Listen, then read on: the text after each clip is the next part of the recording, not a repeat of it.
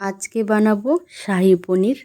শাহি পনিরের জন্য পনিরগুলো এরকম চৌকো করে কেটে নিয়েছি।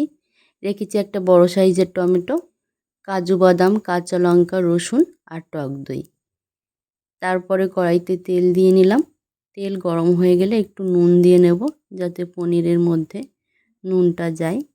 তারপরে একে একে পনিরগুলো আমি দিয়ে নেব। পনিরগুলো আমি আস্তে আস্তে এগুলো ভেজে নেব। এই রান্নাটায় আমি হলুদ ব্যবহার করব না। হলুদ না দিলে কিন্তু কালারটা খুব ভালো আসে। পনিরটা আমি ভেজে তুলে নিলাম। এবার একটা মিক্সিং জারে সেই টমেটো, কাঁচা লঙ্কা, রসুন, কাজু বাদাম দিয়ে পেস্ট করে নেব। হয়ে গেছে।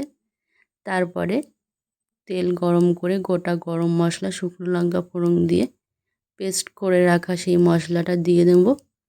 দিয়ে নুন আর কাশ্মীরি গুঁড়ো লঙ্কা দিয়ে মশলাটা ভালো করে কষিয়ে নেব, যতক্ষণ না রসুন টমেটোর কাঁচা গন্ধটা যাচ্ছে। এইভাবে যখন মশলাটা কষানো হয়ে যাবে, তখন ফেটিয়ে রাখা টক দইটা দিয়ে আমি ফ্লেমটা আস্তে রেখে ভালো করে মিশিয়ে নেব। টক দই দিলে অনেকটাই জল ছাড়ে। তারপরে এই ঝোলটা একটু শুকালেই দিয়ে দেবো এর মধ্যে 1 চামচ চিনি আর দিয়ে দেবো গরম মশলা গুঁড়োটা। দিয়ে এটাও ভালো করে মিশিয়ে নেব। নিয়ে একটু জল দিয়ে নেব। এটা যেহেতু শাহি পনির, একটু ঝোলটা গ্রেভি রাখলেই ভালো লাগবে খেতে। অল্প জল দিয়ে আমি এটা ফুটে আসা পর্যন্ত অপেক্ষা করব।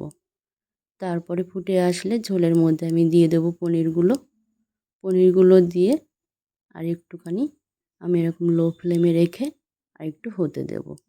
এটা কিছুক্ষণ হওয়ার পরে আমি নামিয়ে নেব। নামিয়ে নিলেই কিন্তু রেডি হয়ে যাবে শাহি পনির। এটা খেতে কিন্তু দুর্দান্ত লাগে। বাড়িতে একবার ট্রাই করে দেখবেন।